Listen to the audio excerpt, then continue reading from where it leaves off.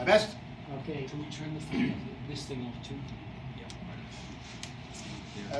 And I think my task is to give a sort of partly historical, broad overview of some of the characteristics of this issue called adaptation.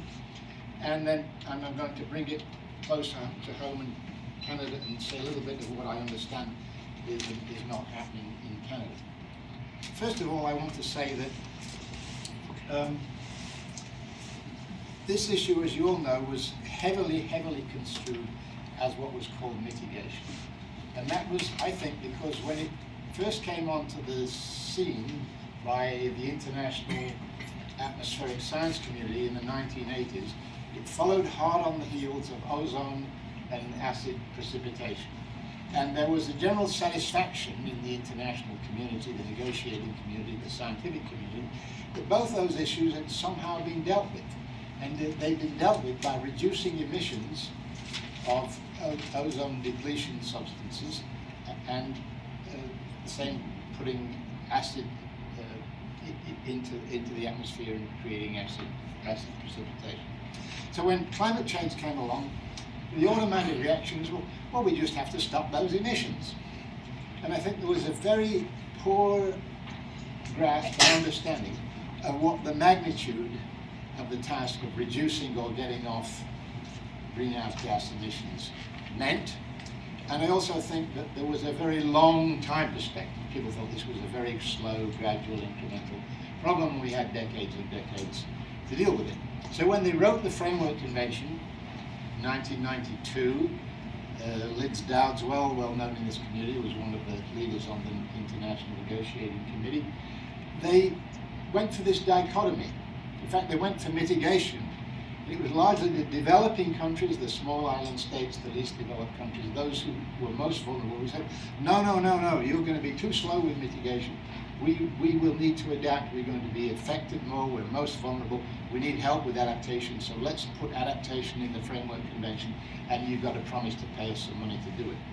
Then that was, in some form of language, included. But what I'm thinking, and have thought for some time, is that was actually a false dichotomy. If you look at the whole climate issue, just to say adaptation and mitigation is oversimplifying, too misleading. There is a very, very wide, broad range of things that might be done. And it's good to look at those all collectively and make the best choices amongst them. Difficult. Let me illustrate this by comparing climate as an issue with health. It may seem a bit of a stretch, but I think climate on a big global scale has some interesting kind of parallels with health.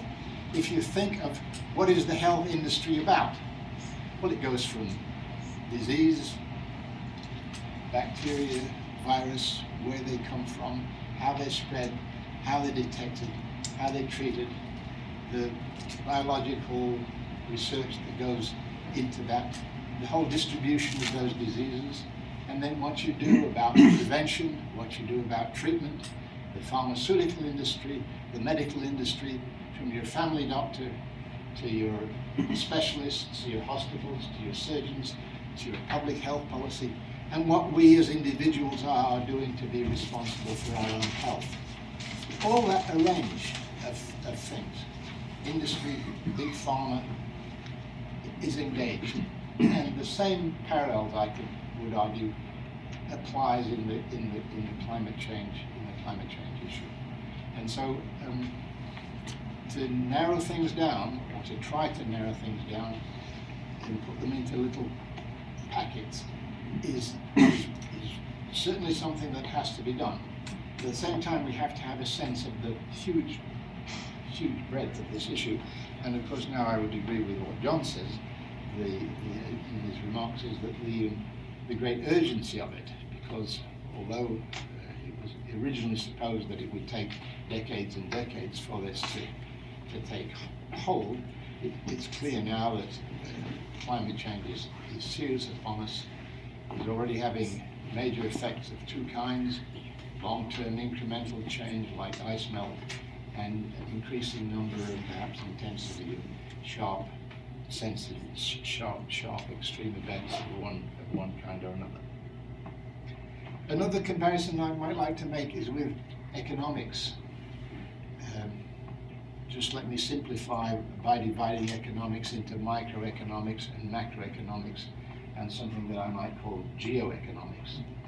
And what has happened in the adaptation field, and I've just come back from the conference, the third European conference on adaptation.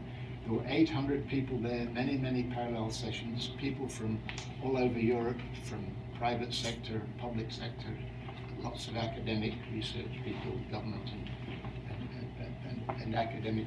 Very intense discussions about adaptation. But a large amount of it was what I would call micro-adaptation.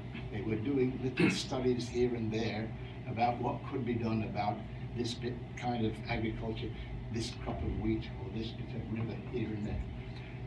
And while that's legitimate and we need an enormous amount of it, there's also something of a sort of macroeconomic nature of adaptation. We need to think of it more broadly. It's not just what wheat will we plant where, or how far north can our vines be grown, but what is going to happen to global agriculture, and what is going to happen to Canadian agriculture, and how do we begin to think about positioning Canadian agriculture, given what we know about the risks, the impacts, and also the potential opportunities, in what we understand about how global agriculture is going to evolve. And clearly that's connected to a lot of other things. It's connected to food supply, which is connected to security, which is connected to migration. I'm not saying one thing drives everything. I'm just saying that it's very complicated and it's all connected.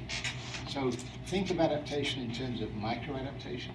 Think of it in terms of this meso or macro-adaptation, if you like, where we have to look more broadly sector by sector. And then ultimately we have to think of it in some sort of terms of geo-adaptation. So what are we doing?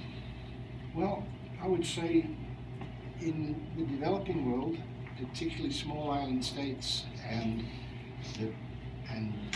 least developed countries, a lot of effort is being put into thinking about adaptation. And part of that comes with support from the developing countries directly or through international financial agencies, banks, and so on. In Canada, I sense practically nothing. Well, I shouldn't say nothing, but there's a lot of talk, jaw, and not very much action. We do, believe it or not, have a federal adaptation policy framework.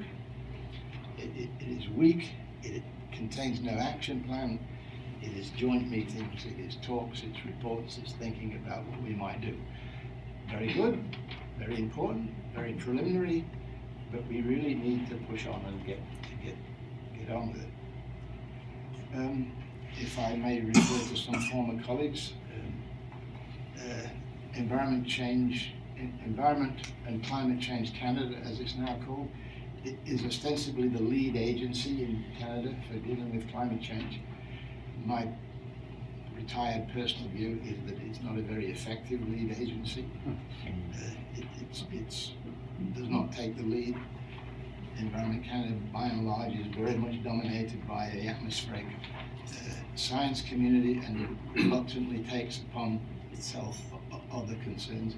It's supposed to ask other agencies of the federal government what they're doing and get reports from them, but it doesn't seem to me to devote very much energy to it. I think NRCan, which is not the lead agency, if I may say so, seems to do a far better job and is far more engaged. And that probably derives a lot from the traditional nature of those departments. Looking around the department scene in this country, I see that perhaps 5 or 6 departments are kind of active in thinking about climate change and trying to write it into their documents. But that's all. Many don't. The federal adaptation framework contains a vision, but no formal requirements. In many departments, they've not begun any kind of formal risk assessment, and the financial departments of the government, Treasury, Finance, Privy Council, seem to have crossed it off their list entirely. So that's a brief introduction from going from the global to the national.